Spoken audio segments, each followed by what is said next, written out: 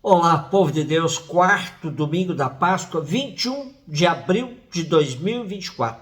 A nossa reflexão de hoje é a partir de Atos 4, de 8 a 12, primeira carta de João 3, de 1 a 2 e João Evangelho 10, de 11 a 18. O nome de Jesus é uma identidade que atua na prática dos primeiros. Tudo é feito em seu nome e nada é feito sem que o nome de Jesus seja invocado. Pedro, cheio do Espírito Santo, disse: chefes dos povos e anciãos, já que hoje somos interrogados sobre um benefício feito a um enfermo e o modo como ele foi curado, ficais sabendo todos vós e todo o povo de Israel, é em nome de Jesus Cristo, o Nazareno, que vós crucificastes e Deus ressuscitou dos mortos. É por ele que este homem se encontra perfeitamente curado na vossa presença. Jesus é a pedra que vós, os construtores, desprezastes e que veio a tornar-se pedra angular. E em nenhum outro há salvação, pois não existe debaixo do céu outro nome dado aos homens pelo qual possamos ser salvos. Pedro e João se dirigiam ao templo e na porta toparam com um paralítico que pedia esmola. Eles o curaram, entraram juntos no templo e aí falavam de Jesus.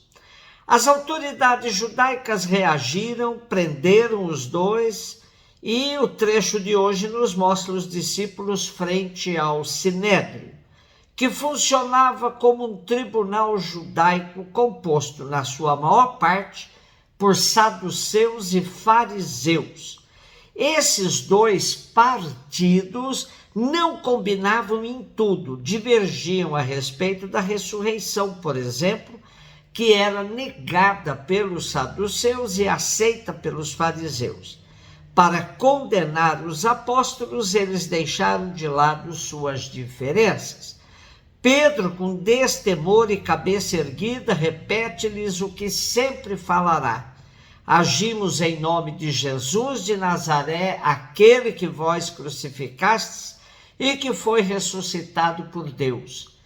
Jesus é a pedra que vós, os construtores, desprezastes e que veio a tornar-se a pedra angular. Hoje não aparece a continuidade da reação das autoridades do Sinédrio judaico, mas sabemos que a perseguição vai recrudescer cada vez mais por sobre os discípulos de Jesus. Lucas ressalta que Pedro fala, cheio do Espírito Santo, que somente em Jesus a humanidade encontra salvação.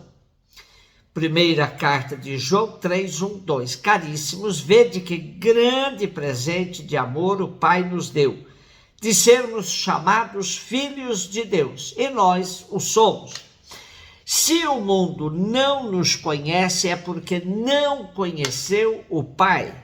Caríssimos, desde já somos filhos de Deus, mas nem sequer se manifestou o que seremos.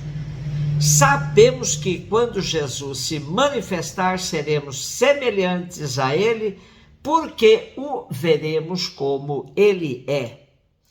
Essa carta de autor desconhecido, pois João era um nome extremamente comum, era dirigida às comunidades cristãs de várias cidades situadas à volta de Éfeso, na parte ocidental da Ásia Menor. Tais comunidades viviam sendo afetadas por pregadores que sustentavam várias teorias sobre Jesus, que diferenciava da maneira como os primeiros acreditavam. A divindade e a humanidade de Jesus eram postas em dúvidas alternadamente.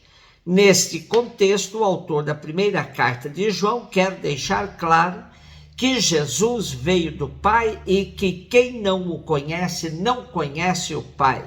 Desta forma, os que questionavam a autenticidade de Jesus como Filho de Deus recebiam a sentença de serem contra, não Jesus, mas sim contra o próprio Deus.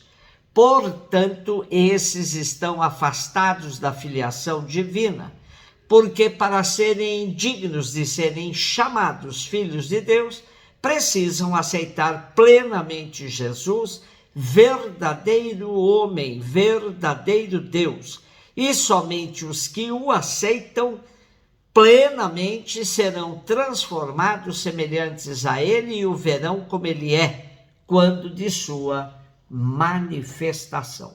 João 10, 11, 18. Disse Jesus: eu sou o bom pastor. O bom pastor dá a vida pelas suas ovelhas. O mercenário, que não é pastor nem dono das ovelhas, logo que vê o lobo chegar, deixa as ovelhas e foge, enquanto o lobo as ataca e dispersa. O mercenário não se preocupa com as ovelhas. Eu sou o bom pastor, conheço minhas ovelhas me conhecem. Do mesmo modo que o Pai me conhece, eu conheço o Pai. Dou a minha vida pelas ovelhas e tenho ainda outras que não são deste redil e também a elas devo conduzir. Elas ouvirão a minha voz e haverá um só rebanho, um só pastor. Por isso o Pai me ama, porque dou a minha vida para poder retomá-la. Ninguém tira a minha vida, sou eu que a dou por mim mesmo. Tenho o poder de entregá-la e de a receber novamente. Essa é a ordem que recebi de meu Pai. A metáfora do bom pastor não é original do Segundo Testamento, pois a vemos bem desenvolvida em Ezequiel 34, que afirma que os líderes de Israel foram, ao longo da história, maus pastores, que conduziram o povo por caminhos de morte e de desgraça, mas que o próprio Deus vai assumir a condução do seu povo, dando-lhe bom pastor que o livrará da escravidão e o conduzirá à vida. É claro que João sugere que a promessa de Deus se cumpre em Jesus. É ele o bom pastor e não há outro. A comparação entre o bom pastor e o mercenário atingia em cheio as autoridades judaicas que não exerciam o seu papel de condutores autênticos do povo, deixando-o entregue às ações predatórias dos inimigos. O bom pastor conhece suas ovelhas porque anda no meio delas, tem o cheiro delas. E no nosso texto ainda traz uma afirmação que precisa ser bem contextualizada. Quando Jesus diz que haverá um só rebanho, um só pastor, é importante não confundirmos com propostas de uniformidades. Além do que, quando este evangelho foi escrito, não tínhamos as divisões que temos hoje. Portanto, não podemos transportar para aquela época preocupações nossas de agora. O que Jesus queria era um só rebanho, mesmo que ele estivesse em muitos redis. Portanto, um só rebanho não significa um só redil, mas sim um só espírito que deverá levar os cristãos a agirem juntos, superando querelas que os separam. Mas isso não significa, como muitos pregam, uma só igreja, por exemplo. A diferença nos enriquece desde que tenhamos um só espírito, o espírito cristão de amor e solidariedade. E por fim, temos ainda a afirmação própria do quarto evangelho, de que a entrega da vida pela salvação da humanidade foi de livre decisão de Jesus, que deu a vida e sabe que a terá de volta, pois o Pai não o deixará nas sombras da morte, mas o ressuscitará. Jesus é o Senhor da vida e a morte não prevalecerá sobre ele.